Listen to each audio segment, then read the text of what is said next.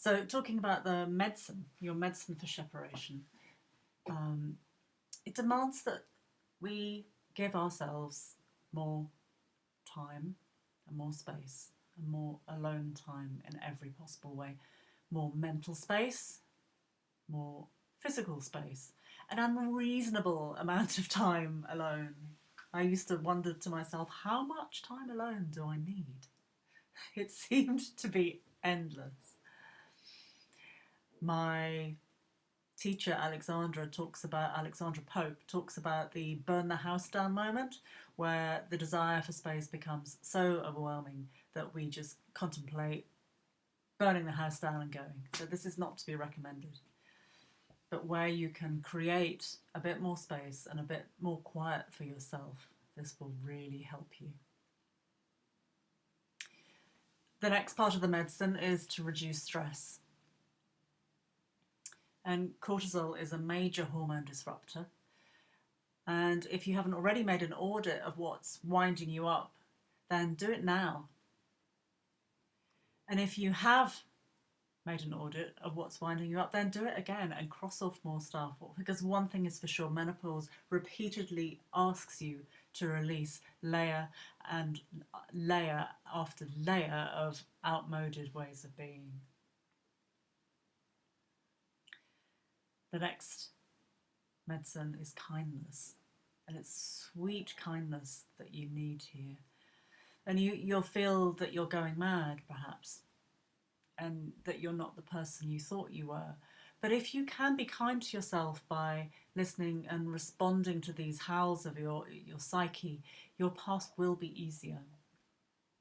And my go-to remedy for kindness in the darkest times is to imagine how I'd respond to a beloved friend who came to me with my issue. What would my best friend say?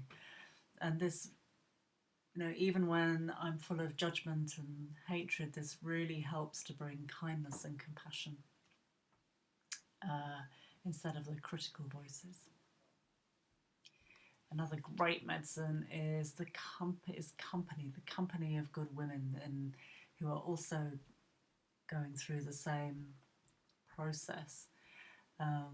Safe spaces to lean in, and that might be having a cup of coffee with your friend, or red tents, or wherever you feel comfortable and accepted. And perhaps the best medicine is to say no. Is to say no to the outside world. Say no to stuff you don't want to do. Say no to your obligations wherever you can. And feel your power and authenticity in that. And by saying no, you will be saying yes to yourself. More medicine would be to drift along, let go of your goals, to daydream and stare out the window, to sleep as much as you can. And I know that sleep can be a massive issue. It was for me. To rest when you can't sleep, and to go slow when you can't rest.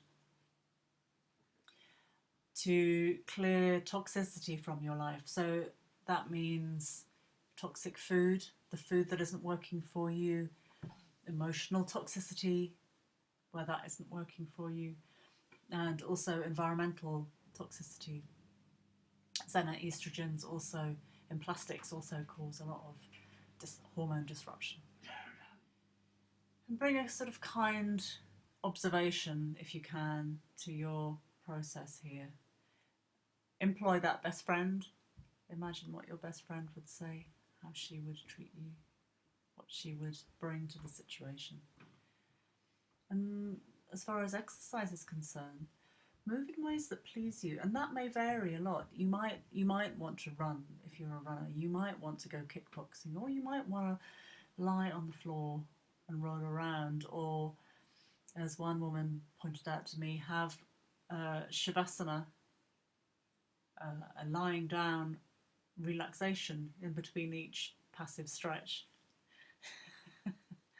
To go very, very slow and have a very, very yin practice.